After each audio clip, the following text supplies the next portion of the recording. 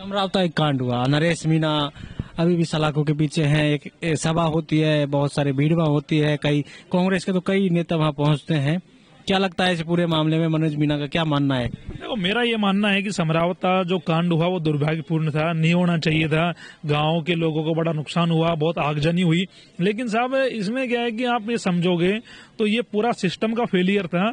जो वहां पे जो एसडीएम लगे थे उनकी जबरदस्ती से, उनकी तानाशाही से वहां पे फर्जी 3 वोट डलवाए गए। और वहां पे जो प्रत्याशी थे नरेश, वो वहां पे चुनाव लड़ रहे थे, तो उनको लगा कि यार ये ग्रामीणों के साथ में गलत है। और जबरदस्ती, मान लो आज मैं आपके साथ करूं किसी मामले में, ठीक है क्या?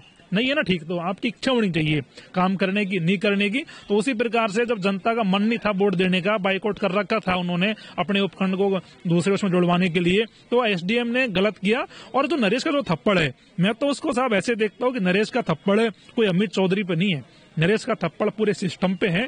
क्योंकि सिस्टम ने नरेश को परेशान किया, सिस्टम ने नरेश के साथ छेड़छाड़ करी और सिस्टम ने उसको मजबूर किया। और आदमी गुस्से में आके, फ्रस्ट्रेट होके आदमी कर देता है, कोई बड़ा कंसर्न नहीं है। लेकिन साहब आप इस बात को समझिए कि थप्पड़ कोई बहुत बड़ी बात नहीं थी, क्योंकि वो थप्पड़ उन कंडीशन में और उस समय ऐसी कंडीशन बनी कि वो थप्पड़ पड़ गया। और थप्पड़, मैंने तो कहा ना, सिस्टम को पड़ा है थप्पड़, एसडीएम को नहीं, वो पूरे सिस्टम पे थप्पड़ है।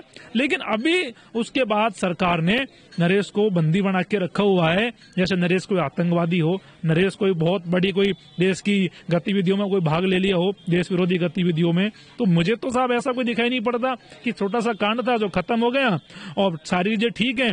लेकिन नरेश को अब तक भी सरकार अगर नहीं छोड़ रही है, तो कहीं ना कहीं मेरा मानना है कि सरकार इसमें दबाव का सरकार दिखाई पड़ता है। सरकार दबाव से चल रही है, सरकार पता नहीं क्या मंशा के साथ काम कर रही है। और अब साहब, अब मेरे को लगता है कि अब जमानत मिलनी चाहिए। और भी लोगों को जमानत मिल गई, जो 38 लोग थे उनके साथ में, उनको जमानत हो गई। अब शायद नरेश अकेले बचे हैं, तो मेरा मानना है कि जल्दी उनको जमानत भी मिले। और भजनलाल सरकार इस प्रकार से लोगों की आवाज को दबा नहीं सकती। सब नरेश भी जनप्रतिनिधि है और बड़ी संख्या में उसे वोट मिले, 60,000 वोट निर्दलीय प्रत्याशी को, कोई छोटी बात नहीं है, बड़ी बात है। इतनी बड़ी संख्या में जो व्यक्ति को वोट मिल रहे हैं, तो आप उसको इस प्रकार से जेल में नहीं रख सकते, इस प्रकार से आप उसे दबा नहीं सकते। तो मेरा मानना तो यह है कि अगर सरकार ने नरेश को जल्दी रिहा नहीं किया, तो आने वाले समय में राजस्थान के लोग सड़कों पर निकलेंगे और नरेश की रिहाई की मांग करेंगे।